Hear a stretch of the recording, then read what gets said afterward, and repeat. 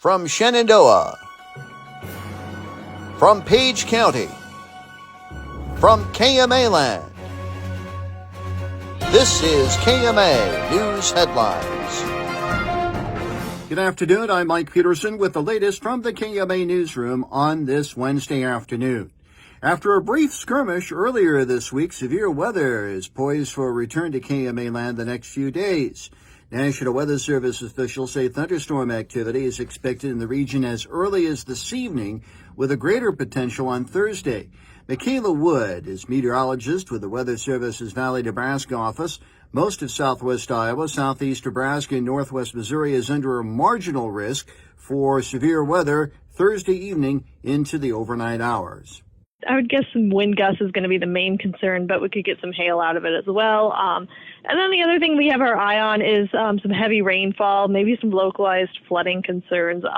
Because once that initial round of thunderstorms does push through, we'll probably see a couple more rounds overnight. Now, that severe potential will kind of weaken through the overnight period, but getting several rounds of good thunderstorms in the middle of the night could lead to some flash flooding concerns. So things to keep an eye on. Wood says wind gusts, hail, and heavy rains are the main threat, with severe storms with a small chance of tornadoes.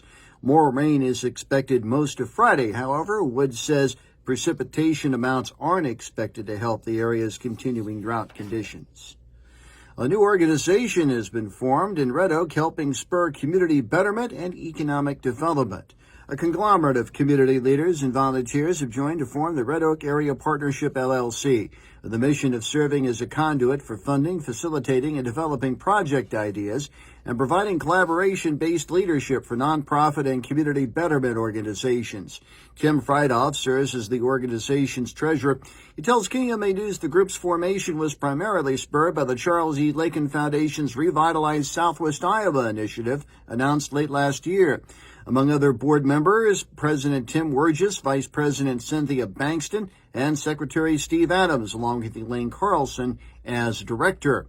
In their initial phases, Wurgis says they've been reaching out to individuals involved in the core areas of the Lakin Foundation's endowment, specifically housing and child care. Water is flowing from a recently completed infrastructure project in Pottawatomie County.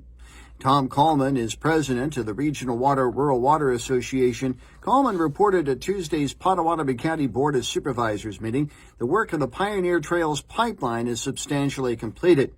In 2022, Pottawatomie County officials provided a $300,000 forgivable loan for the $2.9 million project spanning 12.25 miles across rural portions of the county. Coleman says engineers with Holstein Excavating, the project's general contractor, certified substantial completion May 30th. Atlantic School District voters expected to head to the polls this fall to help finance a wide range of facility improvements. Recently, the Atlantic School Board reviewed a facilities master plan prepared and submitted by SVPA architects with an estimated total cost of just over $40 million. The plan includes several significant updates, including improvements at Washington Elementary, renovations to Schuler Elementary, an addition and renovation at the middle school, and an addition at the high school. And though a formal announcement is still pending, Iowa Congressman Randy Feenstra continues to pick up endorsements for a potential gubernatorial campaign. On Wednesday, Feenstra released a list of legislators throwing their support behind the whole Republican. Southwest Iowa lawmakers endorsing Feenstra include State Senators Mark Costello, Dan Dawson, and Tom Shipley, and State Representative Brent Sechrist.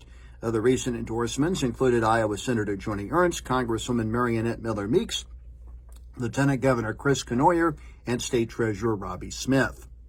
KMA on-track weather, mostly sunny this afternoon, highs in the upper 80s. Tonight, 40% chance of showers and thunderstorms overnight, partly cloudy, lows in the upper 60s. More news at 5:05 and 6:05 this evening and online at KMAland.com.